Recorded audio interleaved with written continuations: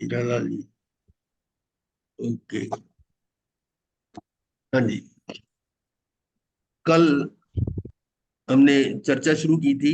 ये दो लाइनें, उठ जाग मेरे चैतन्य प्रभु, तू अजर अमर अविनाशी है, इस पर थोड़ी सी चर्चा हुई थी कि अपने इस आत्मा को, जीव को, जो प्रभु है, परमात्मा है, उसको जागृत करने का आह्वान है कि तू अजर अमर अविनाशी है। इसकी चर्चा की थी। आगे की लाइन है, मृत्यु का भय क्यों खाता है, तू शाश्वत घर का वासी। एक बार इसको जरा आप दोबारा स्मरण करें। उठ जाग मेरे चैतन्य प्रभु, तू अजर अमर अविनाशी है। मृत्यु का भय क्यों खाता है, तू शाश्वत घर का वासी है। तो हमारे इसमें जैन दर्शन का बहुत बड़ा गहरा सिद्धांत छुपा हुआ है। तू अजर अमर अविनाशी आत्मा को कहा, और साथ में मृत्यु का भय क्यों खाता है, तू शाश्वत घर का वासी है। अर्थात जो घर इस समय है, ये शरीर घर है ना, ये शाश्वत नहीं है। ये सारे टेम्परेरी घर हैं। परमानेंट हाउस जो हमारा, वो शाश्वत घर क्या है, वो स्वयं में है, अपने आप में स्थित होना। तो इसमें ये बताया कि मृत्यु का भय क्यों खाता है, तू शाश्वत घर का वासी है।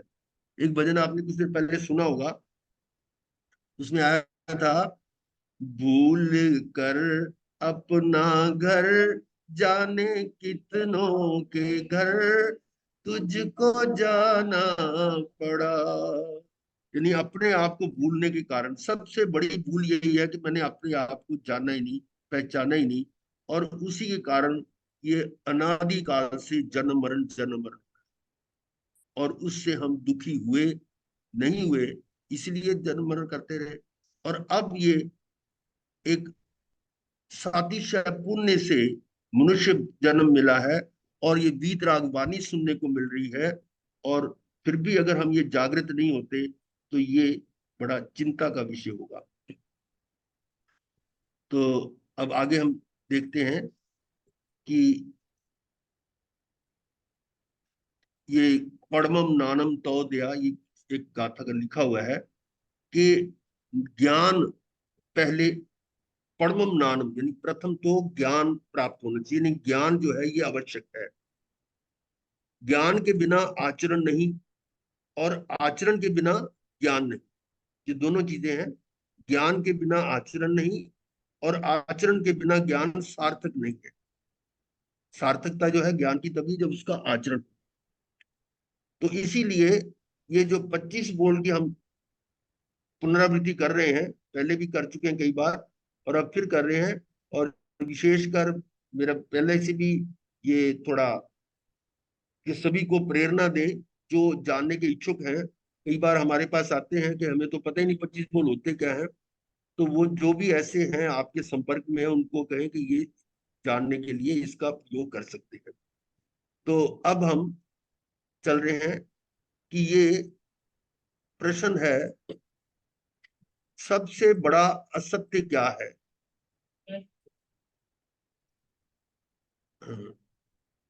सबसे बड़ा असत्य क्या है, ये मैं शीत उत्तर शरीर। है, मैं शरीर। इसी के कारण, यानी अपने आप को ना जानना और शरीर को अपना मानना, यही अनादि काल से अनंत जन्म मरण का कारण है। और इसी को जानने का हमारा लक्ष्य है। वेद विज्ञान क्या है, एगो में सासो अप्पा, नान दंसन संजुओ। एगो में सासो अप्पा, यानी एक मैं शाश्वत आत्मा हूं। नान दर्शन संजुओ, नान अर्थात ज्ञान दर्शन से संयुक्त, शेषा में बाहिरा भावा, सभ्य संयोग लक्षणा। इसके अतिरिक्त सब पर भाव है, बाहर के भाव है, और सभी संयोग से मिले हुए।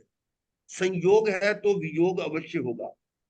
जो आया है वो जाएगा, जो संयोगित है वो वियोगित होगा होगा। तो ये सिद्धांत है जिसको हम देखेंगे कि ज्ञान दर्शन से युक्त,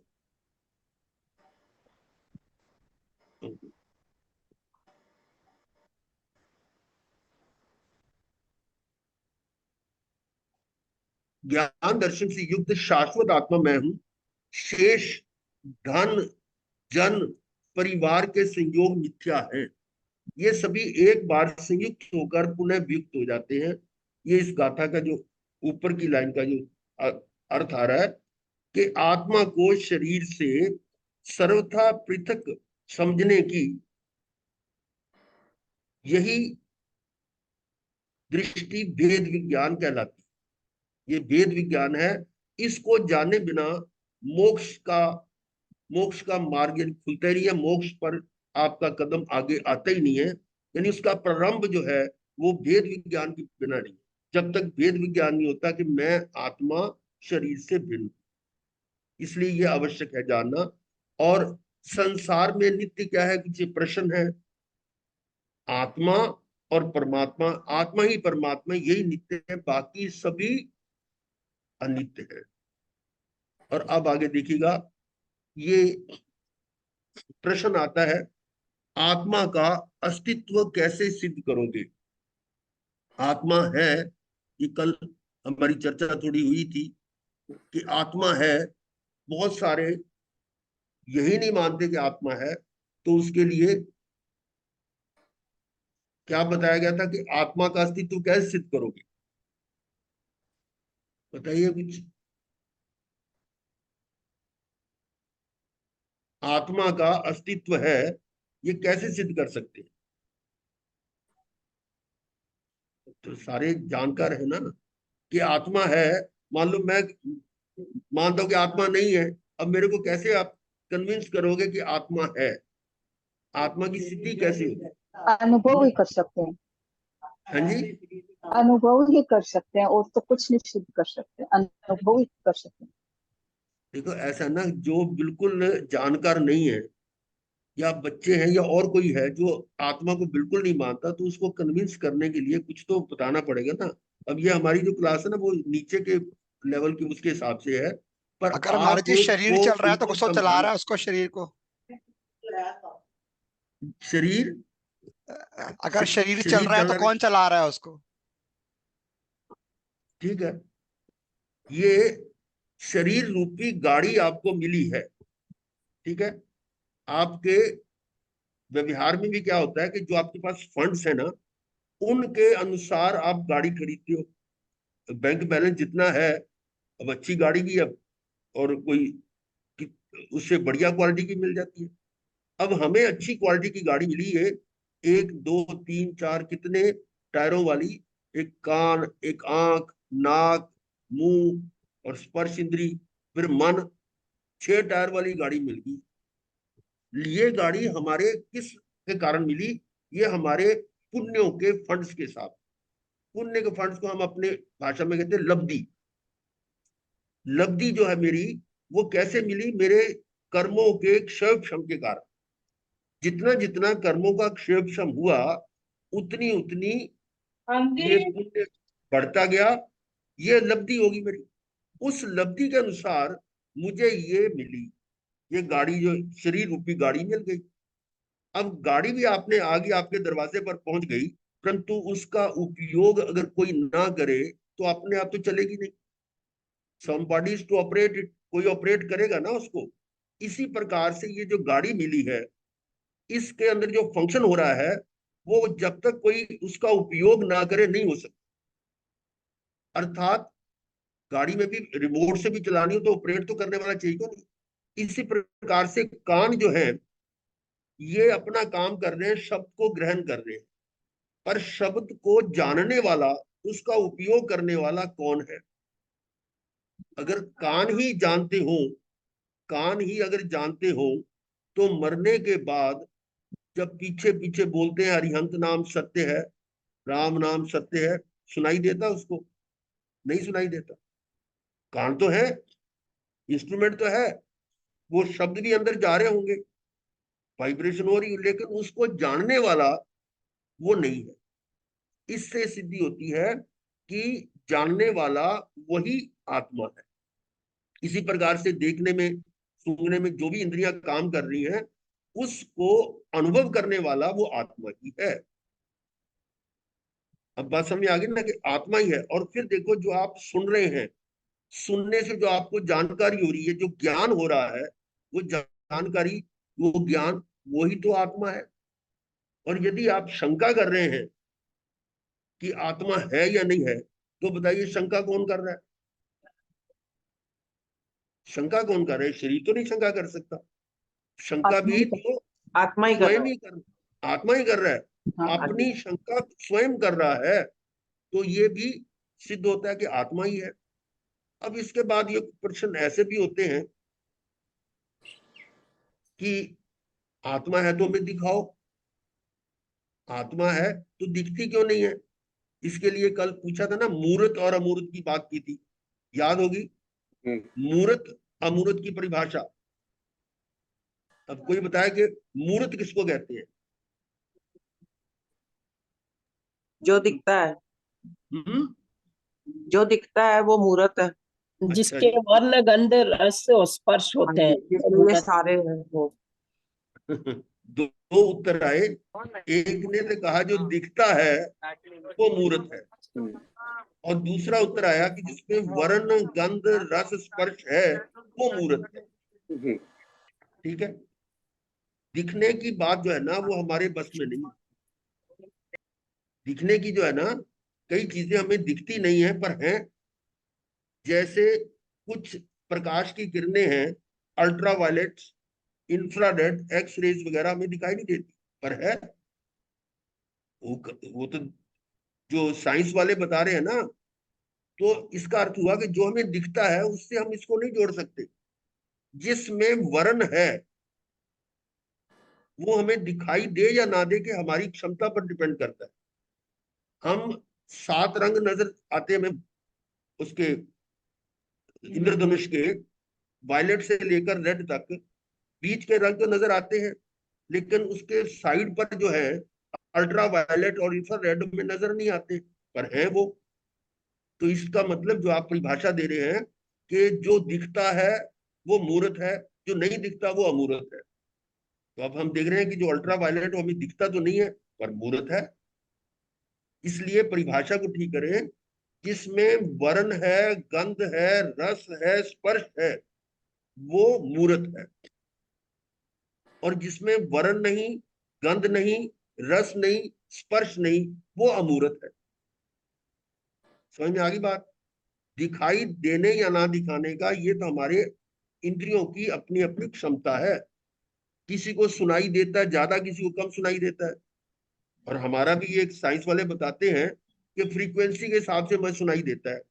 अब अगर साउंड की फ्रीक्वेंसी 20 हर्ट्ज से कम है तो हमें सुनाई नहीं देती, और 20,000 से ऊपर है तो भी सुनाई नहीं देती, पर साउंड तो है। अल्ट्रासाउंड है, इंफ्रासाउंड है, ऐसे जो मतलब अन ऑडियो जो हमें सुनाई नहीं देती, ऐसी भी साउंड है जिसको साइंस डिटेक्ट कर पा रही है। इसलिए ये हम कहें कि जो हमें दिखाई देता है वही मूर्त है, ऐसी बात नहीं। ये भ्रांति थोड़ी निकाल दे कि मूर्त की परिभाषा क्या है, जिसमें वर्ण है, गंध है, रस है, स्पर्श है। और ये भी है कि अगर एक है वर्ण है तो उसमें गंध रस स्पर्श भी होगा। अगर गंध है तो उसमें वर्ण और रस भी होगा। ये भी याद रखें। ऐसा नहीं कि एक हो और बाकी 3 ना हो। तो मूर्त अमूर्त की ये कुछ चर्चा हुई थी कि मूर्त किसको कहते हैं, अमूर्त किसको कहते हैं। तो जो जीव है ये अमूर्त है, आत्मा जो है वो अमूर्त है। इसलिए आंखों से दिखाई या कानों से या इंद्रियों से नहीं जानी जा सकती। आत्मा को आत्मा के गुण से ही जाना जा सकता है। और आत्मा का गुण क्या है? जानना। तो जानने के गुण से इसको जाना जा सकता है, ये जानने वाला है। तो इस प्रकार से ये कल कुछ इसकी चर्चा हुई थी, हम आगे लेके चलते हैं उसको।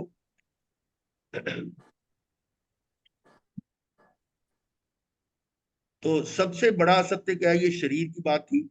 और ये आगे चलता है, संसार में नित्य क्या है, आत्मा और परमात्मा। आत्मा का अस्तित्व कैसे सिद्ध करोगे, तो उसी पर थे कि शरीर के सभी अंग उपंग आत्मा की उपस्थिति में ही कार्य करते हैं। आत्मा नहीं है तो ये अंग भी काम नहीं करते, तो ये सिद्धि होती है। अब इसका एक प्रश्न था, पूर्व जन्म की धारणा कैसे सिद्ध करो, कि पूर्व जन्म है, पूर्व जन्म है, इसको कैसे सिद्ध करोगे। अब ये प्रश्न भी देखिए जरा, ये पूर्व भिन्नता के जन्म। कारण, जैसे जैसे हम्म अमीरी गरीबी छोटा बड़ा, हम्म इसी से मतलब भिन्नता यही मतलब सिद्ध करेंगे। हम्म। जन्म के समय जीव जब जन्म लेता है, मनुष्य कह लो कुछ भी कह लो, जन्मते ही उसमें बहुत सारी भिन्नताएं हैं। कोई तो राजा महाराजा घर पैदा होता है, कोई सड़कों पर पैदा हो रहा है, कोई बहुत अच्छी शरीर का धारक है, पूर्ण इंद्रियां हैं, कुछ विकलांग हैं, कुछ निरोगी हैं, पैदा होते हैं, कुछ रोगी पैदा हो रहे हैं, कुछ सुंदर है, कोई कुरूप है, बुद्धिमान है, कोई बुद्धू, ये ऐसे अनेकों उसमें भेद हैं। तो ये पैदा होते ही क्यों है, उसका कारण क्या हो सकता है, कारण क्या होगा कि जन्म, कर्मों की भिन्नता।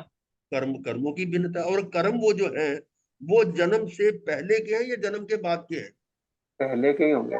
पहले के पहले की होंगे या हैं। पहले होंगे हमारे साथ, और की बात ही नहीं है। है, पहले की है। पहले क्या पहले ही के है। ही हैं, इसका सिद्ध हो गया कि पहले में था, हाँ, तभी तो वो कर्म थे ना, तो इसका ठीक। मतलब पूर्व जन्म है। तो पूर्व जन्म की स्थिति कैसी होगी कि जो पैदा होते ही जो जितने भेद हैं, वो किसके कारण, ठीक है। तो ये था, जन्म के समय जीवों में भिन्नता देखने में आती, इसका कारण पूर्व जन्म के कर्मों की भिन्नता है, अतः पूर्व जन्म है। अब आगे चलते हैं, 25 बोल का जो हम करें, इसमें 25 बोल के नाम है। सबसे पहला बोला गति 4, जाति 5, काया 6, इंद्रियां 5, पर्याप्तियां 6, प्राण 10, शरीर 5। ये मतलब नाम ही है, बाकी इसकी विवेचना करेंगे। योग 15, उपयोग 12, कर्म 8, फिर ज्ञान गुण स्थान 14, विषय विकार कितने, मिथ्यात्व के 10 बोल, तत्व 9 है, आत्मा 8 है, दंडक 24, लेशा 6, दृष्टि 3, ध्यान 4, और ऐसे द्रव्य 6, राशि 2, व्रत 12, महाव्रत 5, भांगे 49, चरित्र 5। ये 25 बोल है। तो इन 25 बोलों में सबसे पहला जो बोल है वो आ रहा है गति। तो गति किसे कहते हैं, गति शब्द का पहले अर्थ समझे। आमतौर पर जो बच्चे स्कूल में पढ़ते हैं, और साइंस में भी शब्द आता है गति, मूवमेंट, मोशन। एक शब्द आता है मोशन, एक आता है रेस्ट।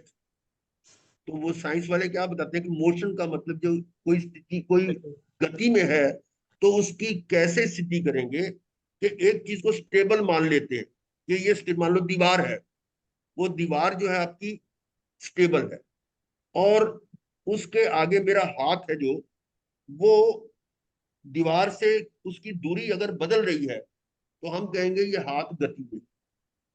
ये डेफिनेशन साइंस की है। और यदि वो दूरी नहीं बदल रही, तो इसका मतलब वो स्थिति में है, स्टेबल है। पर यहाँ ये डेफिनेशन नहीं है। यहाँ डेफिनेशन गति की क्या है, कि जब आत्मा एक शरीर को छोड़कर दूसरे शरीर में जाता है, उस जाने को गति कहते हैं। कि यहाँ पर आयुष पूरा हुआ, तो ये शरीर तो यही रहेगा, और ये आत्मा उस अपने गति जो आगे की बांधी हुई है, आयुष कर्म जो बांधा हुआ है, उसके अनुसार वो वहां पर जाता है। वो कार्बन शरीर, सूक्ष्म शरीर, तेजस्वी, उसको साथ वो जाता है, तो उस जाने को हम गति कहते हैं। और फिर दूसरी लाइन में देखिएगा, जीव अपने किए हुए कर्मों के अनुसार एक गति से दूसरी गति में परिवर्तित होते हैं। क्या अर्थ निकला, कि ये जो परिवर्तन हो रहा है, जो शरीर छोड़कर दूसरी गति में जा रहा है, तो उसका कारण क्या है, अपने किए हुए कर्मों के अनुसार। जैसे मैंने कर्म किए हैं उसके अनुसार वो गति होगा, गति गति होगी उस तरह से। इससे एक ये भ्रांति मिटती है कि कोई ऊपर वाला, ऐसा कोई सर्वशक्तिमान परम पिता परमात्मा ऐसा नहीं है जो मुझे एक गति से दूसरी गति में ले जाने वाला। ये हमारी मान्यता नहीं है।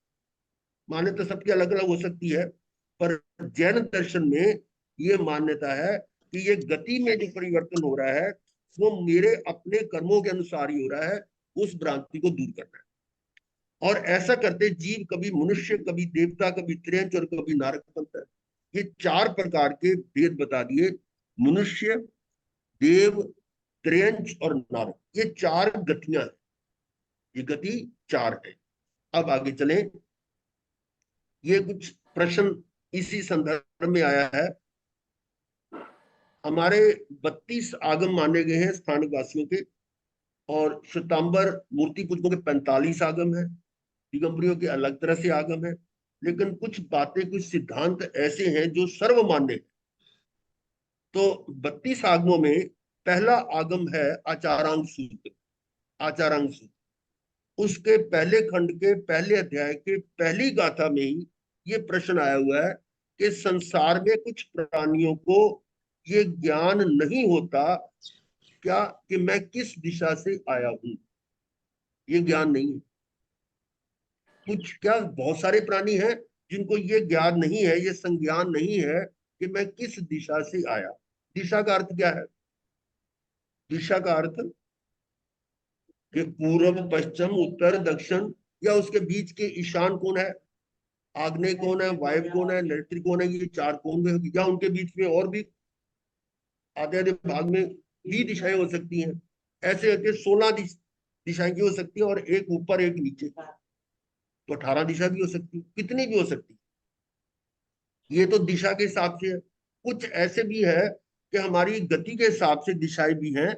जैसे मान लो ये वनस्पति में भी 4 प्रकार की हो सकती, मूल, और फिर तना है, या उसमें बीज में या फल में है, उसमें उससे उत्पत्ति होती है। तो वो इस प्रकार के 4 भेद हो सकते हैं।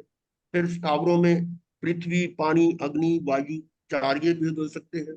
4 प्रकार के मनुष्यों के भेद भी हो सकते हैं। कौन सा है वो, समुच्चम हो सकता है, कर्म भूमि, अकर्म भूमि, या ये जो अंतर्द्वीपज, इस तरह से हो सकते हैं। तो ऐसे करके ये भिन्न भिन्न भेद, या फिर ऊपर नर देवलोक है, नीचे नरक है, ऐसे भी 18 ये दिशाएं हो सकती है। इसको मान सकते हैं। तो ऐसा ही प्रश्न है कि मैं किस दिशा से आया हूँ, मैं कहाँ से आया हूँ, मैं कौन सी गति से आया हूँ, या किस दिशा से आया हूँ, ये उनको ज्ञात नहीं है।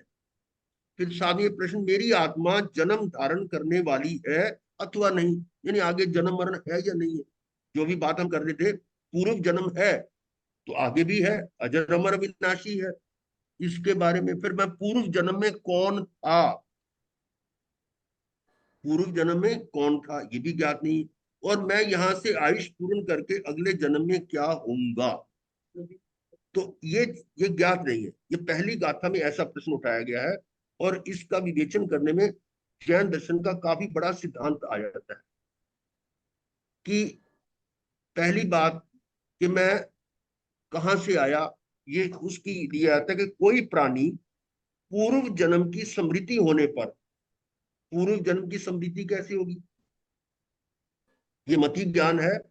मति ज्ञान से आप अपने पहले के समय के कुछ कार्य याद कर सकते हैं। जैसे भी आज सुबह क्या हुआ, कल क्या हुआ, परसों क्या हुआ था।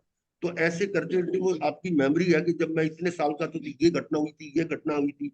वो करते करते वो मेमोरी जो है, यदि पूर्व जन्म में जन्म से पीछे चली जाए तो ऐसा भी हो सकता है। इसको हम कहते हैं जाति स्मरण ज्ञान। तो जाति स्मरण ज्ञान ये मति ज्ञान का ही भेद है। हाँ है, हाँ है, जाति स्मरण ज्ञान है, हो सकता है। और एक इसी से रिलेटेड वो पास्ट लाइफ रिग्रेशन एक सिस्टम भी है, जिससे वो इलाज भी करते हैं कि वो उसको पिछले जन्म में ले जाते हैं हिप्नोटाइज करके, और उसका इलाज। हाँ, तो वो है, यानी पूर्व जन्म की स्मृति होने पर या स्वबुद्धि से खुद उसको बोध हो जाता है, अथवा तीर्थंकर आदि के वचन से, अथवा अन्य विशिष्ट शुद्ध ज्ञानी से उपदेश सुनकर ये जान लेता है कि मैं किस दिशा से आया। आप देखिएगा कि भगवान महावीर जब साधना में थे तो वो ऐसी प्रतिकूल परिस्थितियों में जाते थे। तो एक जगह वो चंड कौशिक था, उस जंगल में गए। लोगों ने मना भी किया कि आप इधर मत जाइए, यहाँ तो बहुत बड़ा भयंकर नाग है। वहां गए ना, ये कहानी आपको याद है। तो वहां पर वो उसकी सांप की बांबी के आगे ध्यानस्थ खड़े हो गए। ध्यानस्थ का मतलब अपनी आत्मा में चले गए, आत्मा को जान रहे हैं, आत्मा को देखा, आत्मा में रमन कर रहे हैं। ऐसी स्थिति में वो सांप जो है वो फुफकारता है, कुछ करता है, पर उसको कोई असर ही नहीं हो रहा।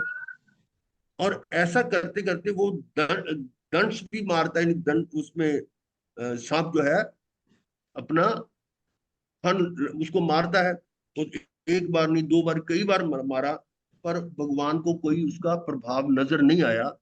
तो वो सर्प जो है तो संगी संगी पिचेंद्री है। वो चिंतन कर रहा है ये व्यक्ति कैसा है कि मेरी तो पुकार सुनकर लोग डर के भाग जाते थे, और ये इसको मैंने 3 बार डसा है और इसको कोई फर्क नहीं पड़ा। अब वो मनन कर रहा है, चिंतन करता करता करता उसको अपने पूर्व जन्म की स्मृति हुई कि ऐसा क्या हुआ है।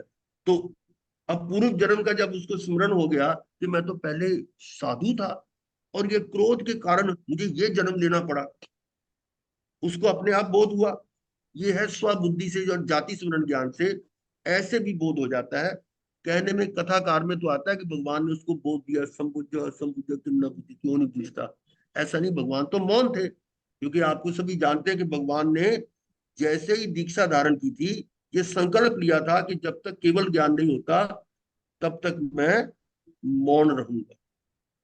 तो अब यहाँ पर क्या अर्थ निकलता है कि उस चंड कौशिक सर्प ने बोध कैसे लिया, स्वयं अपनी बुद्धि से स्मरण, जाति स्मरण ज्ञान हुआ और उसी उसको बोध हो गया। और फिर वो कहता मैं किसी को नहीं मारूंगा, और वो अपना फन अंदर करके वो निश्चल हो जाता है। ये मतलब आता है। तो ऐसे जो है ना, स्वबुद्धि से या तीर्थंकर आदि के वचन से, तीर्थंकर आदि के वचन से वो हाथी का वो जो क्या मेघ कुमार जो थे उनको मेघ मुनि बन गए थे। तो भगवान ने कहा भी ऐसे क्यों, मतलब उसमें मन में आता है कि मैं इतनी संयम छोड़ दूं। पर उनको याद दिलाया गया, उनको भी स्मरण हो गया कि मैं पूर्व जन्म में हाथी था। इस तरह से ये पूर्व जन्म की स्मृति आ जाती है। तो यह शुद्ध ज्ञानी से उपदेश सुनकर ये जान लेता है कि मैं किस दिशा से आया। तो ये इसका पता लग गया मैं कहाँ से आया। अब आप बताइए आप कहाँ से आए। ये तो मालूम हो गया ना कि मैं किस दिशा से आया। ये हो सकता है। तो आप कहाँ से आए, कौन सी दिशा से आए, थोड़ा सोचो। हाँ, हाँ, क्योंकि जब मैंने ये पूर्व जन्म प्रूव हो गया कि पूर्व जन्म है, तो इसका मतलब कि पूर्व का जन्म पूर्व से पूर्व भी है। इसका मतलब अनादि काल से मैं जन्म मरण अनंत काल से कर रहा हूँ। तो अनंत काल से जन्म मरण करते करते पूरा लोक जो है, 14 राज्य लोक, इतना विशाल कि जिसकी हम कल्पना भी नहीं कर सकते। इतने सारे लोक में एक परमाणु जितना स्थान भी नहीं है जहां पर मैंने अनंत बार जन्म मरण नहीं किया है ना। तो आप बताओ कौन सी दिशा से आए। वो सभी जगह भ्रमण करके आए। तो इस तरह से ये ज्ञात हो जाता है। उस कारणों में से किसी से भी पूर्व जन्म का बोध हो सकता है, जिसके कारण उसका ज्ञान निश्चयात्मक हो जाता है कि मैं इन पूर्ववादी दिशाओं में जो गमनागमन करती है जो आत्मा, वही आत्मा मैं ही हूँ। अब ये हो गया कि मैं ये पूर्व पश्चिम उत्तर दक्षिण पूरे लोक में जो भ्रमण कर रहा था, जो ये अलग अलग दिशाओं में गमन कर रहे थे, वही आत्मा मैं। या ये कहें कि जो घर बदल रहा था, कितने घर, बहुत सारे अनेक घर बनाए ना, तो उन अनेक घरों को जो बदल रहा था, जिन जिन घरों में जा रहा था, वो ही मैं हूं। तो प्रश्न था ना कि मैं कौन हूं, उसका उत्तर आता है कि सोहम, मैं वही हूं जो अनादि काल से भिन्न भिन्न गतियों में शरीरों में भ्रमण कर रहा था। ठीक है, आगे देखिएगा। प्रत्येक जीव अनादि से अनंत जन्म मरण कर चुका है। इस लोक का एक परमाणु जितना स्थान भी ऐसा नहीं जहां इस जीव ने अनंत बार जन्म मरण नहीं किया। अब बोलो, लोक, लोक कितना बड़ा है? 14 राजू। और राजू कितना होता है? राजू कितना है? इसको सोचो कि ये जो हमारा भारत क्षेत्र है जिसमें हम रह रहे हैं, ये जम्बू द्वीप का एक छोटा सा पार्ट है। और इस जम्बू द्वीप के सेंटर में मेरू पर्वत है और चारों तरफ ये गोल जम्बू द्वीप है। और इस जम्बू द्वीप के चारों ओर लवण समुद्र है जो इससे दुगनी चौड़ाई वाला है। जम्बू द्वीप तो 1 लाख योजन है और जम्बू द्वीप, ये लवण समुद्र 2 लाख योजन का है। योजन पहले चलता है, लेकिन आजकल तो किलोमीटर में हिसाब लगाए तो लगभग 13 किलोमीटर का मान लेते हैं। 13 किलोमीटर का एक योजन है, एक योजन है। तो ये 2 लाख योजन समुद्र है।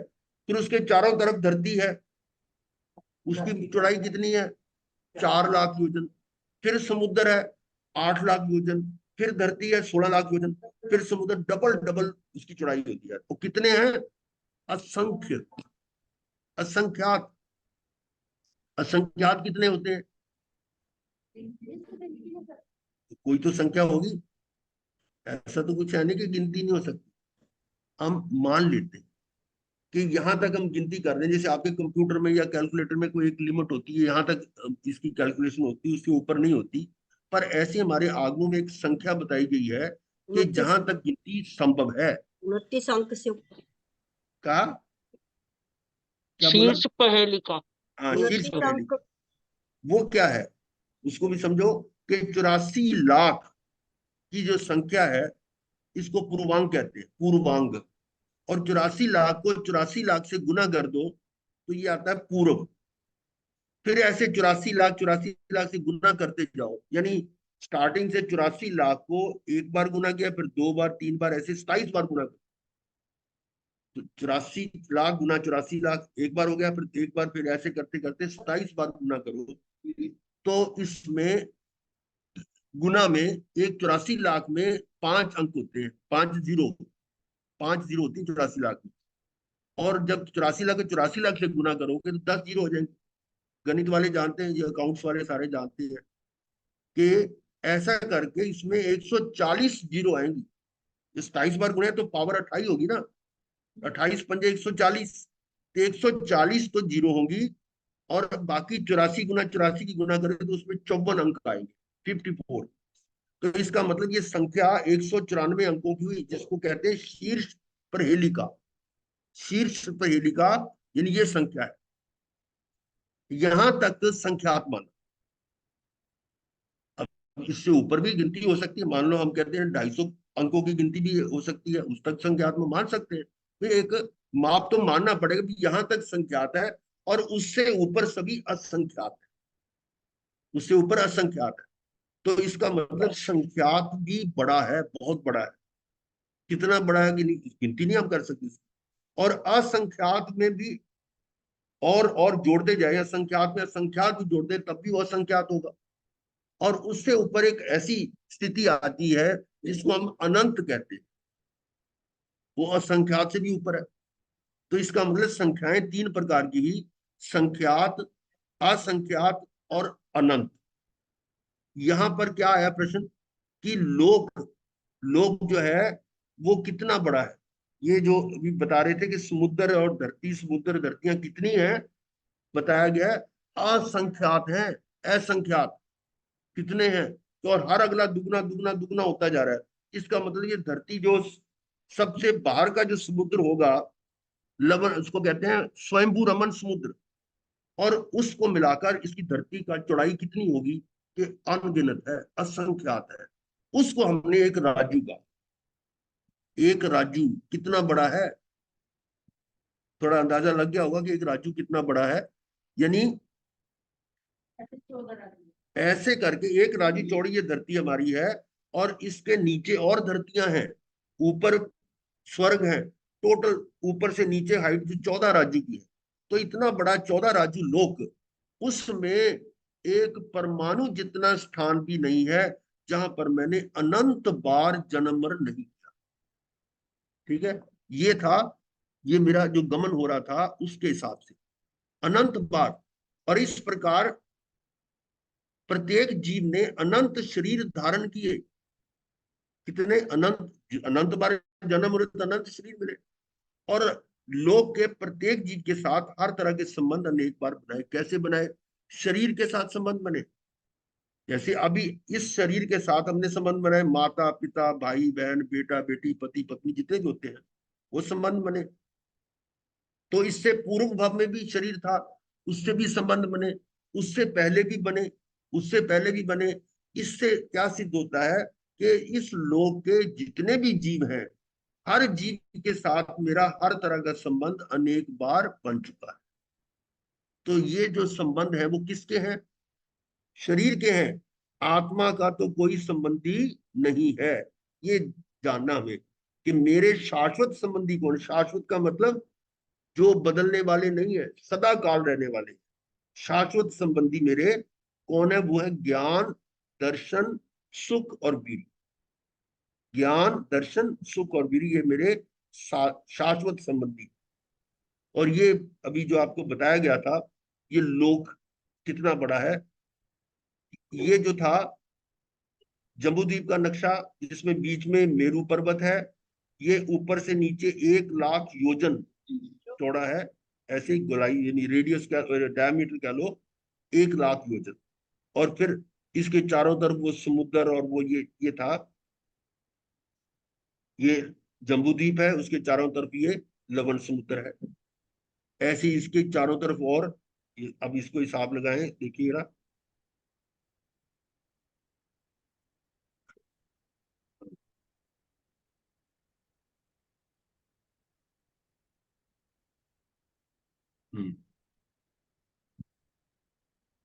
ये था जम्बूद्वीप का। इसके बीच में मेरू पर्वत है। जम्बूद्वीप 1 लाख योजन विस्तार वाला है। फिर ये लवण समुद्र है 2 लाख योजन। फिर ये धातकी खंड है 4 लाख योजन। फिर ये कालो नदी समुद्र 8 लाख योजन। फिर इसके चारों तरफ ये है अर्ध पुष्कर 8 लाख योजन। और इसकी जो बाउंड्री पर है वो मानुषेत्र पर्वत है, मानुषोत्तर पर्वत। और उसकी चारों तरफ फिर ये पुष्कर द्वीप का आधा भाग वो है। ऐसे करके और भी कितने द्वीप और समुद्र है। ये इस तरह से थोड़ा सा आइडिया इसका बताया था कि ये पूरा लोक कितना बड़ा है। इसकी चर्चा जब होगी तब करेंगे। अब हम आगे चलते हैं। ये कुछ प्रश्न इसमें दिए गए हैं। अरिहंत किसे कहते हैं? ये मैंने कल इस पर चर्चा की थी, तो बताइए अरिहंत किसे कहते हैं? जिन्होंने कर्म रूपी शत्रुओं का नाश कर दिया है। ठीक है, ठीक है। और दूसरा है, ये असल में शत्रु को भी मैंने एक और बीच में बताया था कि शत्रु किसे कहते हैं। शत्रु है जो मेरे प्राणों की हानि करे। जो हमारे हाँ, आत्मा तो के प्राण प्राणों का प्राण घात क्या है? करते हाँ, प्राण किसे कहते हैं? प्राण प्राण किसे कहते हैं? वो शक्ति जो हमारी। और ये जो जीवन है जीने की शक्ति। शरीर के कितने प्राण हैं? 8 10 प्राण। 10 10 हैं। 10 ये 25 बोल हमारा हो रहा है, चल रहा है इसी में। शरीर के प्राण कितने हैं जो हमारा शरीर है? 10 है 10 प्राण। 10 प्राण। 10 प्राण। कौन कौन से हैं ये भी तो याद होगा।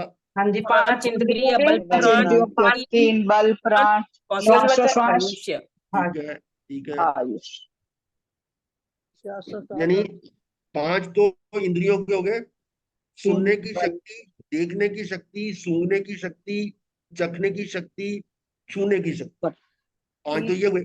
फिर मन से मनन करने की शक्ति, वचन से बोलने की शक्ति, काया से चलने फिरने की शक्ति। 8 हो गए। और एक है श्वास लेने और छोड़ने की शक्ति, श्वास। और 10वीं है आयुष। आयुष्य। आयुष जो है ये बताया था पूर्व में हम निर्धारित करके आए हुए कितनी आयुष है, उससे एक क्षण ऊपर नीचे नहीं होता। और जितनी बीत गई है, हर समय घट रही आयु, हर समय बीत रही है, तो जो शेष है वो आयुष प्राण। इन प्राणों की घात करने वाले क्या मेरे शत्रु हैं? अब ये कौन से प्राणों की? शरीर के जो प्राण हैं, उसको ये घात करने वाला क्या मेरा शत्रु है? नहीं। है? नहीं। नहीं है। क्यों नहीं है? कोई क्योंकि मैं शरीर नहीं हूं, मैं तो आत्मा हूं। तो ये प्राण तो शरीर के पौद्गलिक है, ये था।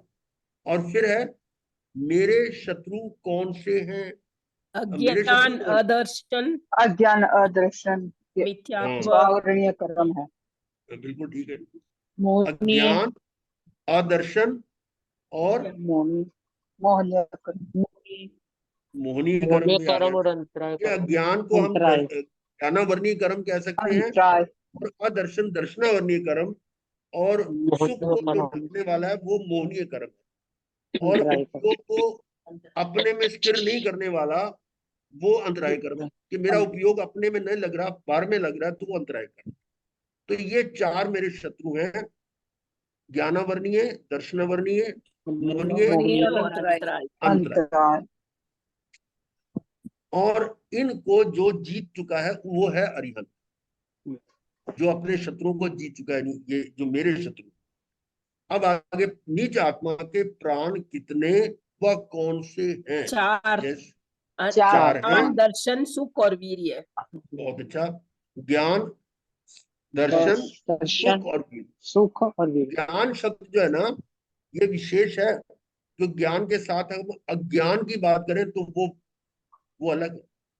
ज्ञान और अज्ञान, हम जान रहे हैं ना, तो जानने में तो जो सही है वो भी जान रहे, गलत भी जान रहे हैं।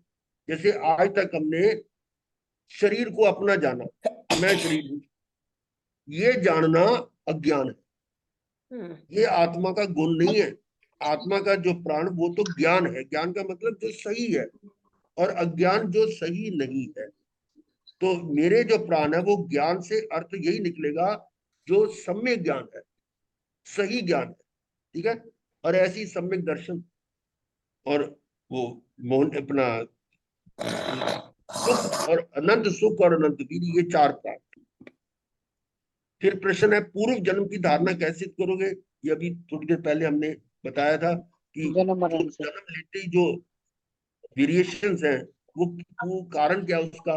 वो है पूर्व कर्म। जन्म, और उसी से सिद्ध होता है पूर्व जन्म। मेरे वास्तविक संबंधी कौन है?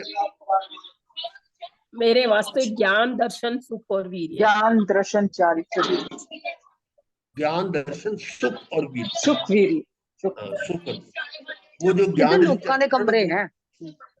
हाँ जी। हाँ, चलिए आगे।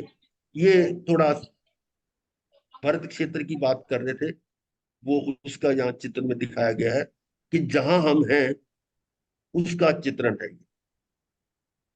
ये जो थोड़ी देर पहले बीच में एक चित्र आया था, ये जो जम्बू द्वीप का ये था। जम्बू द्वीप जो है ना, कितना बड़ा, थोड़ा इसलिए इसकी नॉलेज होनी चाहिए कि हम हैं कहाँ, हमें अपनी स्थिति का पता लगे। तो जम्बू द्वीप 1 लाख योजन के चौड़ा है, गोल है। फिगर में तो यहाँ गोल नहीं दिखाया, लेकिन गोल है। ऊपर से नीचे या दाएं से बाएं, पूर्व पश्चिम उत्तर दक्षिण, ये ऐसे डायमीटर 1 लाख योजन है। तो इस 1 लाख योजन के कुछ ये भाग किए गए हैं, ये लाइनें लगी हुई है। वो क्या है? ये सबसे नीचे वाली लाइन जो है ना, ये 1 लाख योजन का 190वां हिस्सा है। कितना? 1 लाख को 190 से डिवाइड करें तो उत्तर आता है 526 सही 6/19। इतनी चौड़ाई जो है ना, ये इस पर ये लाइन आ रही है। इस लाइन का अर्थ क्या है? ये है चुल हिमवान पर्वत, उसकी बाउंड्री है चुल हिमवान पर्वत। वो पर्वत क्या है? जो ऊंचा है 100 योजन, 100 योजन ऊंचा है चुल हिमवान पर्वत। 100 योजन का मतलब लगभग 1300 किलोमीटर। जरा सोचो कि हम कहते हैं कि हिमालय पर्वत बहुत ऊंचा है, माउंट एवरेस्ट बहुत ऊंचे है, वो कितनी है? 8-9 किलोमीटर, इससे ज्यादा नहीं है।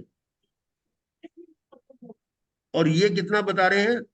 1300 किलोमीटर, 1300, यानी 100 योजन ऊंचा है।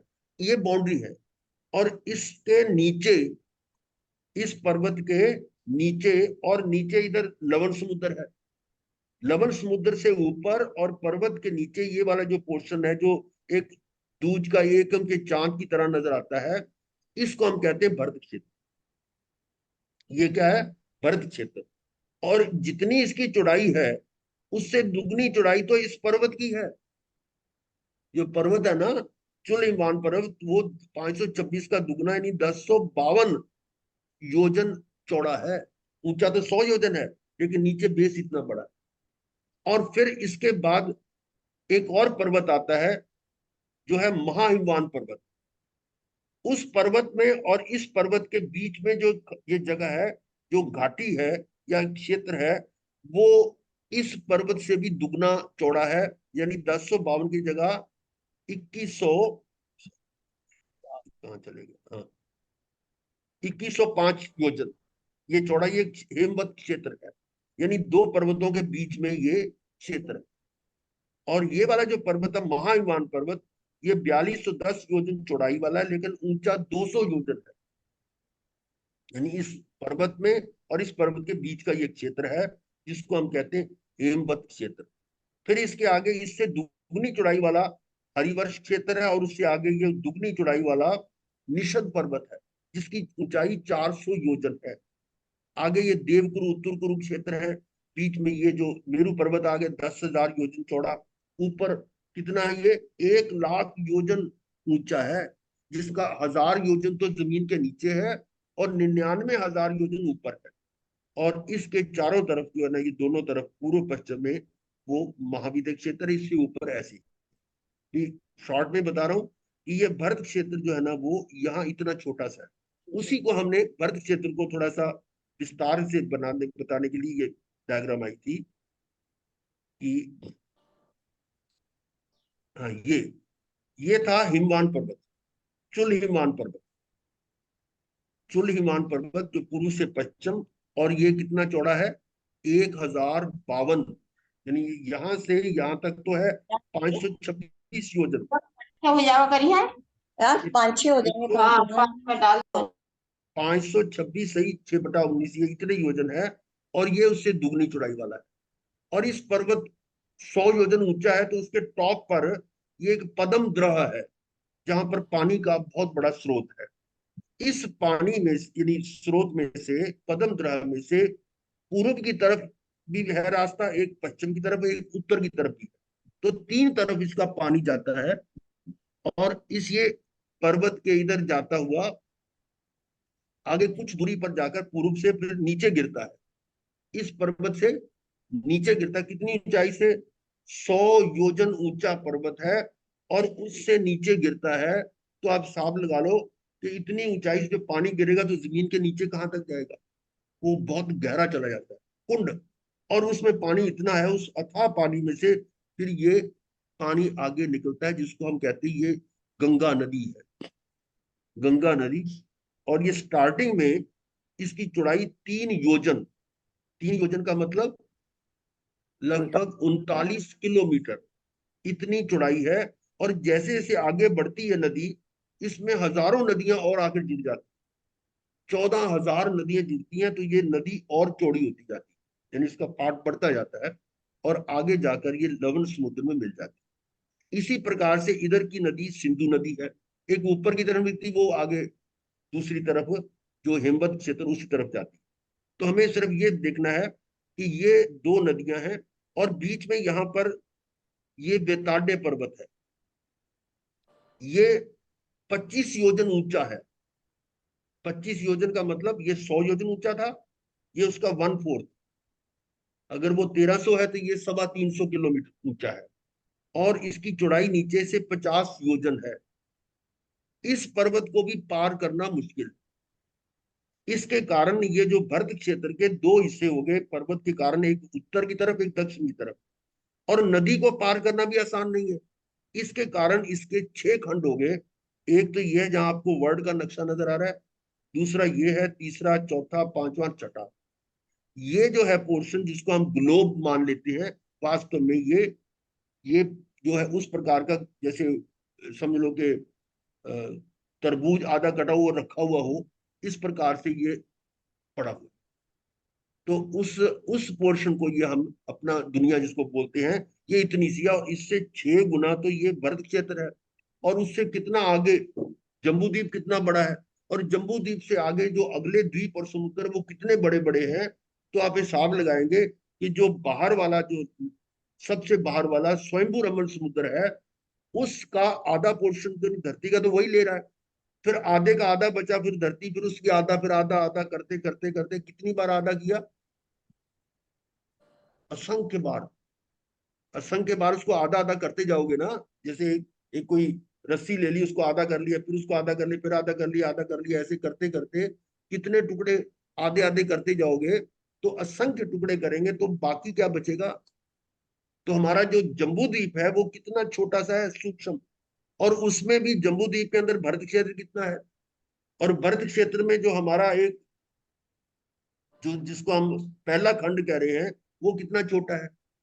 और उसमें भी इस दुनिया के अंदर, हम बोलते हैं बहुत बड़ी दुनिया है, तो उसमें भारतवर्ष कितना है। और भारतवर्ष में भी एक फिर स्टेट पे आ जाओ, पंजाब, उसमें भी हम कहाँ पर हैं, कुंभ में है। तो जरा हिसाब लगाओ कि इस पूरे लोक के हिसाब से हमारा अस्तित्व कितना छोटा है, मतलब कितनी छोट सूक्ष्म है हमारा। और इस तरह से अनंत काल से यानी सारा भ्रमण कर रहे हैं, उसकी बात की है। तो ये सिर्फ एहसास दिलाने के लिए कि इतने विस्तृत, इतना विशाल इस लोक में मैं अनंत काल से जन्म मरण कर रहा हूं। और ऐसा करते करते मैंने पूरी स्कैनिंग की है इस लोक की, और कोई एक परमाणु जितना स्थान भी नहीं है जहां पर मैंने अनंत बार जन्म मरण नहीं किया। ठीक है, तो क्या इससे क्या आप समझ रहे हैं कि अनंत काल से मैं जन्म मरण कर रहा हूं। क्या जन्म मरण में दुख है? अभी बच्चों से पूछो, जन्म मरण में दुख है? बहुत जन्म दुख में दुख है? बहुत दुख है मेरे। बहुत ही आनंद दुख की है। अरे बहुत बहुत दुख है। मैं कहता हूँ आजकल के बच्चे क्या कहते हैं, हमें तो याद नहीं है। अब आपको बता दो, आपको याद है कि जन्म में समय दुख हुआ था? बड़े बड़े कुतर्क होते हैं कि भी हमें तो याद नहीं है कि जन्म, अभी हम किसी से पूछ ले, मैं अपने आप को कहूंगा, मेरे को भी याद नहीं है कि जन्म समय दुख हुआ था। तो ये कैसे कैसे कि जन्म में दुख है। अच्छा, वो कहते हैं मरण में दुख है, मरण मर के देखा ही नहीं है, और मरने वाले ने आके बताया नहीं कि दुख होता है। ऐसी ऐसी सोच है। तो जन्म मरण को दुख समझा ही नहीं है, तो उसके बारे में थोड़ा चिंतन करो कि जन्म दुख है तो कैसी है। कि भगवान ने तो कहा जन्म दुख, जरा मरण दुख, ये जन्म मरण दुख है, तो वो है कैसी। जन्म जो होता है उस समय दुख कैसे होता है, तो वो आप माता से पूछो। जब जन्म होता है तो माता को, जब प्रसूता को कितना दर्द होता है, इसका अंदाजा आप पुरुष नहीं लगा सकते, ये महिला ही लगा सकती कितना उसमें वेदना होती है।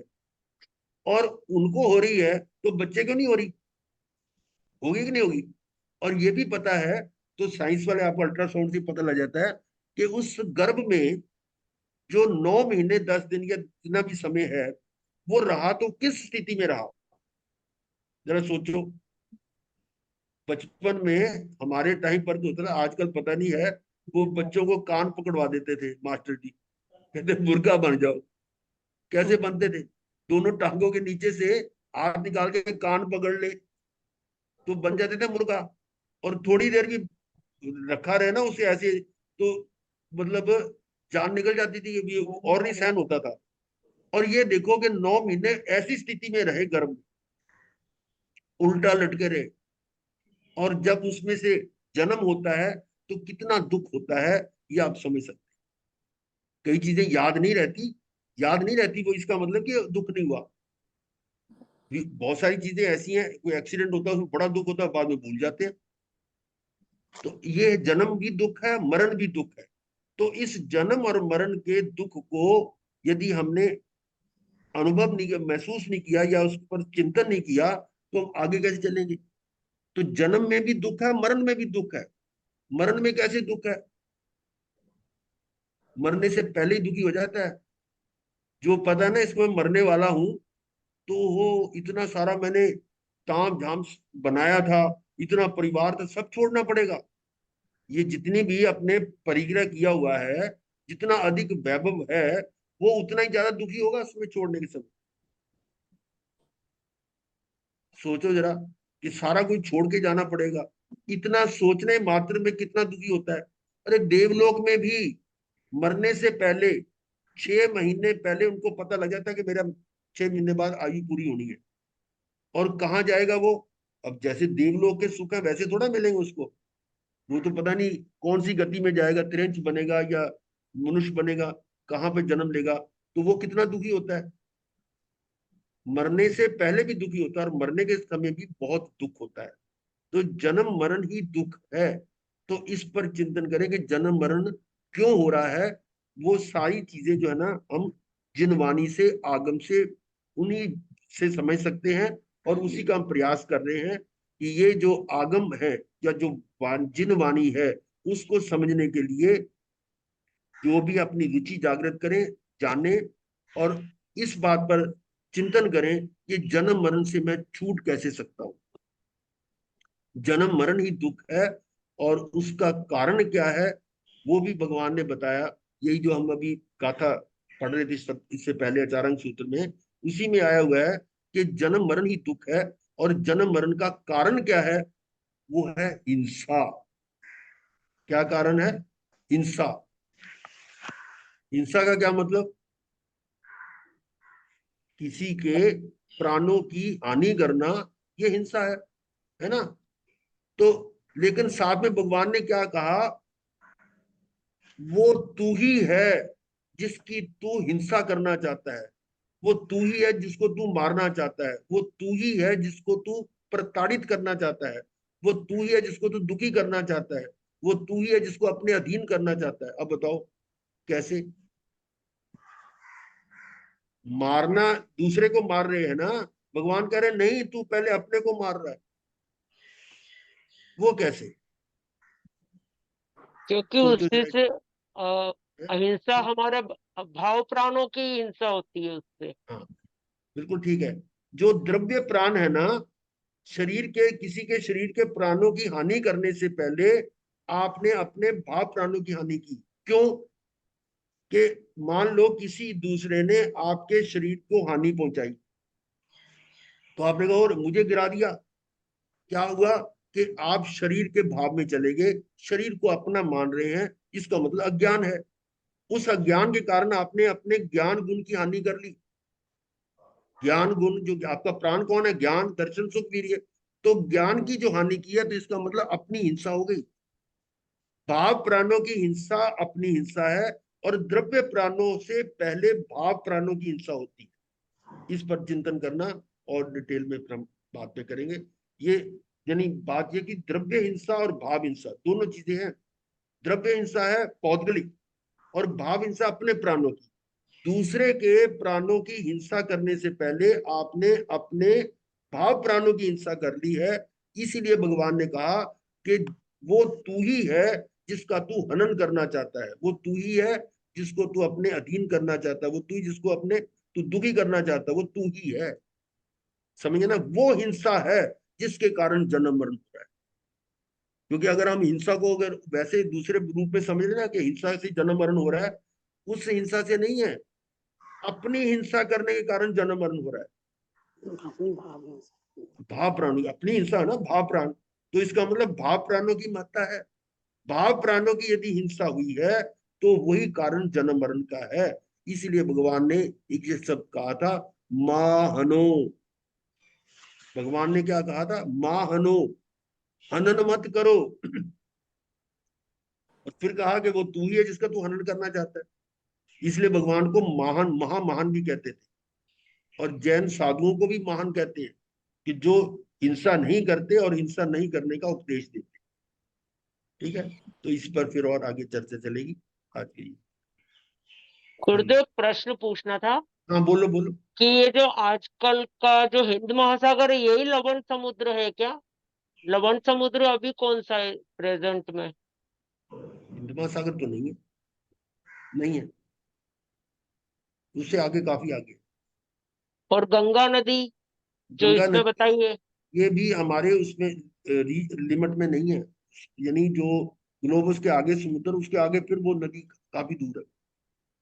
और ये जो प्लैनेट्स हमारा जी, प्लेनेट जुपिटर, हाँ, क्या चीज? मंगल ग्रह, जुपिटर। हाँ ग्रह, ये तो ज्योतिषिक देव है ना, वो हमारे से ऊपर है। अच्छा।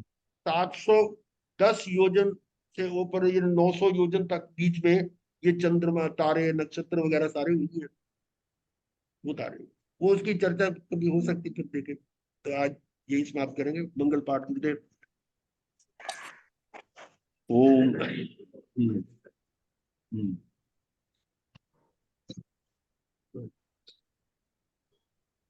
आज संक्रांति है जी, आज संक्रांति का नाम सुन लें। आज 14 मई मंगलवार, वृष की संक्रांति। आज सूर्य वृष राशि में आ गया है। वृष की संक्रांति, ज्येष्ठ महीना, ज्येष्ठ महीने का पहला पर्विष्टा। ज्यादा से ज्यादा धर्म ध्यान करें, धर्म की आराधना साधना करें। सबके लिए बहुत बहुत शुभकामनाएं, मंगल कामनाएं।